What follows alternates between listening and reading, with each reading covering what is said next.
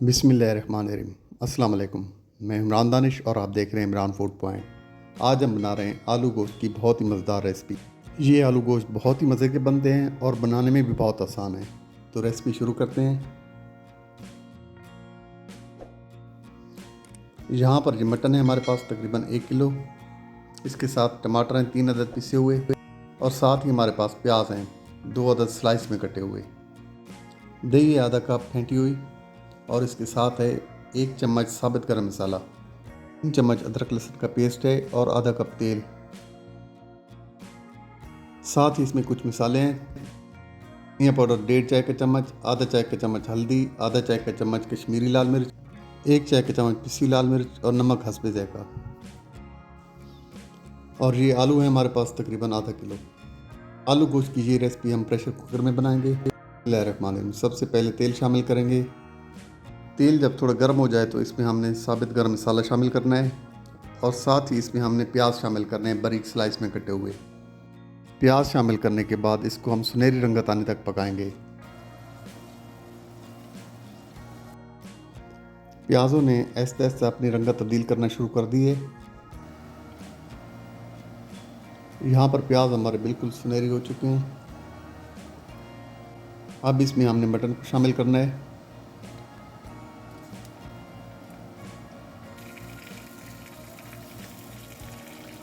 Pressure cooker में गोश्त शामिल करने के बाद इसको हमने तेज़ आंच पर 3 से 4 मिनट पकाना है, जहाँ तक कि गोश्त की रंगत तब्दील हो जाए।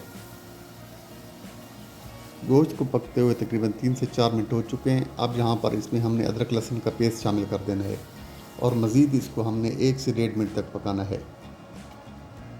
अब यहाँ पे इसमें हमने पिसे हुए टमाटर शामिल करने हैं और इनको गोश्त के साथ अच्छी तरह मिक्स कर लेना है। टमाटरों को गोश्त के साथ 2 से 3 मिनट तक पकाएंगे। अब इसमें हमने मसाले शामिल करने हैं। मसाले शामिल करके इसको गोश्त के साथ अच्छी तरह मिक्स करेंगे और इनको थोड़ी देर तक पकने देंगे। गोश्त को मसालों के साथ पकाने के बाद इसमें हमने दही को शामिल करना है।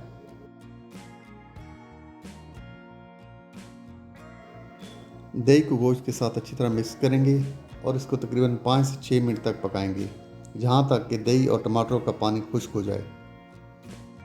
यहाँ पर गोश्त और मसाला हमारा बहुत अच्छी तरह भुन चुका है। अब इसमें हमने गर्म पानी शामिल करना है। पानी हम इतना शामिल करेंगे कि जिसमें गोश्त आसानी से गल जाए। अब इसमें चम्मच चलाकर मसालों और पानी को यकजान कर लेंगे और इसको ढक्कन लगा देंगे। अब यहाँ पर प्रेशर कुकर ने सीटी बजाना शुरू कर दी है। यहाँ पे इसका हम टाइम नोट कर लेंगे और 10 मिनट के लिए प्रेशर कुकर लगाएंगे और ठीक 10 मिनट के बाद इसका ढक्कन खोलेंगे। प्रेशर कुकर का ढक्कन खोलकर इसकी भाप को निकलने देंगे और एक बार इसमें चम्मच चला लेंगे। गोश्त की कंडीशन चेक कर लेंगे। गोश्त हमारा तकरीबन 90% गल चुका है। अब यहाँ पे इसमें हम आलू शामिल करेंगे। आलू शामिल करने के बाद दोबारा प्रेशर कुकर का ढक्कन लगाएंगे। 2 मिनट तक प्रेशर इसको देंगे। 2 मिनट के बाद प्रेशर कुकर का ढक्कन उठाएंगे। माशाल्लाह तकरीबन सालन हमारा तैयार हो चुका है। अब यहाँ पे हम सालन की कंडीशन चेक करते हैं और आलूओं को देखते हैं कि वो कितना गल चुके हैं। माशाल्लाह आलू भी हमारे बहुत अच्छे तरीके से गल चुके हैं और गोश्त भी हमारा बहुत ज़बरदस्त तरीके से गला हुआ है।